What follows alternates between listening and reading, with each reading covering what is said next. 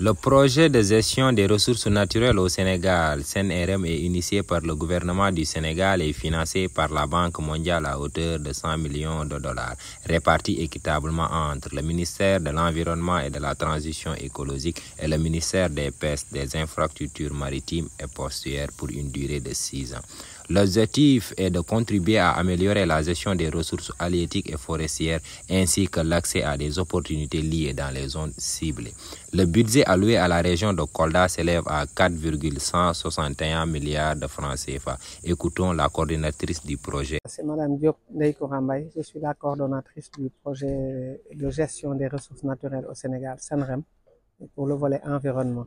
Cette tournée-là est effectuée en vue d'organiser des CRD d'information sur le projet SENREM au niveau des différentes régions d'intervention du projet, à savoir Tambacounda, Kolda, Sédhiou et Kédougou.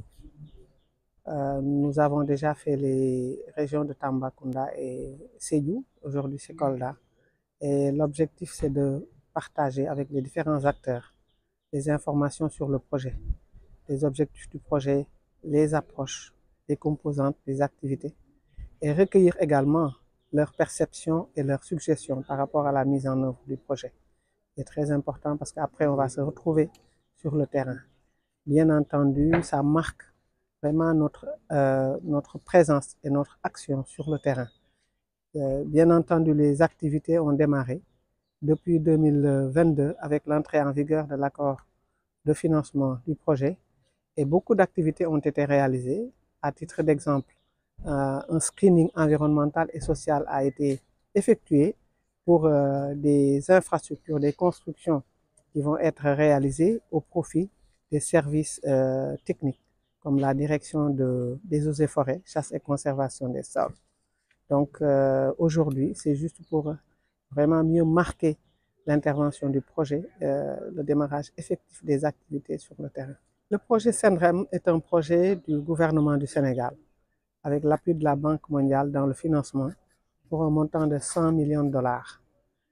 Il faut retenir que le projet est mis en œuvre par 2 ministères, le ministère de l'Environnement et de la Transition écologique et le ministère des Pêches, des Infrastructures maritimes et portuaires.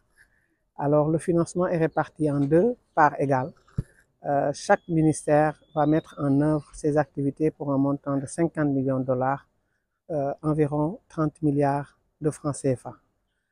Alors c'est un projet vraiment dont l'objectif de développement est d'améliorer la gestion des ressources halieutiques et forestières et les opportunités économiques liées dans les zones cibles du projet. Aujourd'hui, il s'agit du volet environnement. Malheureusement, nous n'avons pas pu être là avec l'unité de gestion du projet pêche. Alors, ils organiseront plus tard des CRD. Mais pour le volet environnement, le projet va vraiment intervenir dans des actions concrètes au niveau des aménagements des forêts. Comme vous le savez, tout le monde a noté la dégradation des forêts dans ces zones-là. Et donc, le projet va aménager de nouvelles forêts, particulièrement ici à Kolda. Le projet va élaborer et mettre en œuvre des plans d'aménagement pour 6 nouvelles forêts qui vont être aménagées, mais également consolider les acquis d'autres projets prédécesseurs comme le projet à travers la revue, la révision et la mise en œuvre des plans d'aménagement de 4 forêts qui étaient anciennement aménagées. Le projet va travailler également dans le bornage et le pancartage. Il a ciblé 17 forêts classées qui vont faire l'objet de bornage et de pancartage. Comme vous le savez, c'est important parce qu'on a également noté que les forêts sont empiétées par les habitations. Donc, c'est important de délimiter les forêts et que toutes les communautés connaissent les limites de ces forêts. Donc, maintenant, parallèlement, je ne dirais pas, ce n'est pas uniquement pour la région de Kolda. le projet va développer un système national de suivi des forêts qui va permettre vraiment de noter, de constater et d'alerter sur tous les changements qui interviendront dans les forêts. Ce système national de suivi des forêts permettra également au gouvernement du Sénégal de pouvoir respecter les engagements internationaux qui ont été pris quelque part. Et donc, vraiment, c'est un projet d'envergure, ce système national de suivi des forêts. Nous avons dit lutter contre la déforestation. Quand on veut sortir les communautés des activités illicites, hein, ou bien d'utilisation abusive de la forêt, il faudra leur trouver des activités qui leur génèrent des revenus. Et c'est pour cela que le projet va également mener un important programme d'activités génératrices de revenus.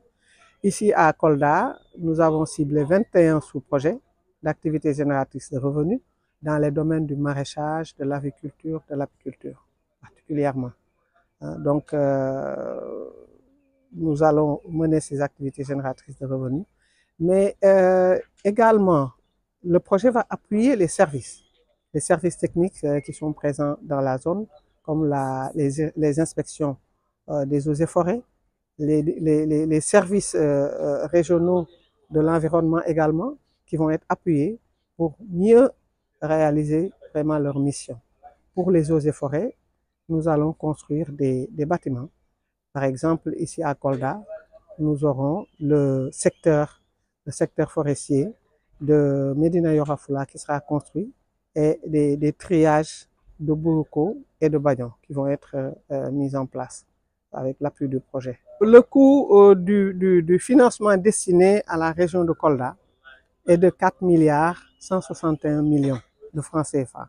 Et ce coût, c'est juste les activités spécifiques pour Kolda.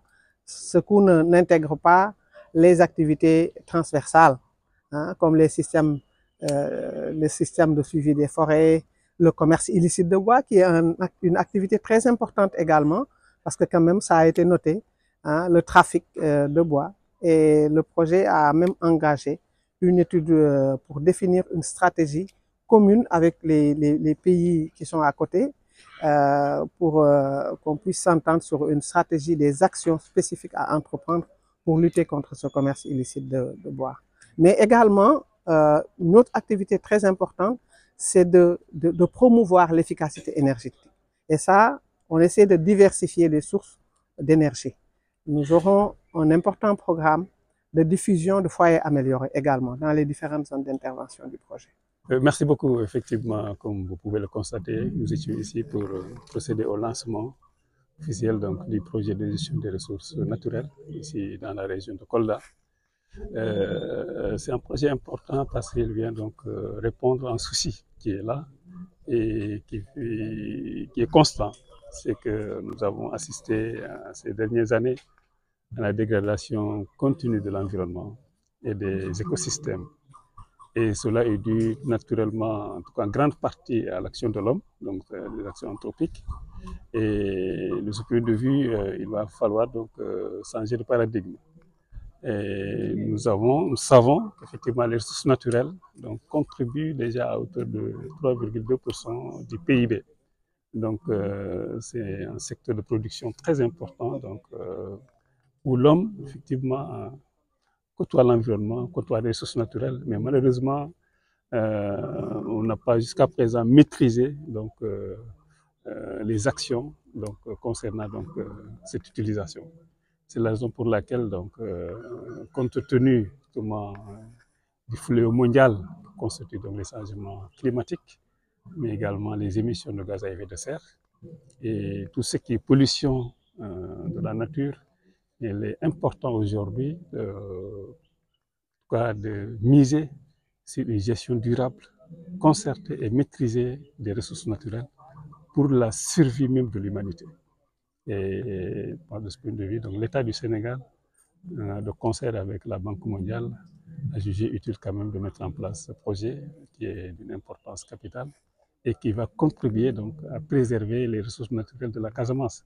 Entendu que la Casamance est donc, le poumon vert du Sénégal, parce que c'est très important que nous nous concentrions donc pour préserver cet environnement, pour préserver ces ressources pour nous-mêmes, mais également pour les générations futures.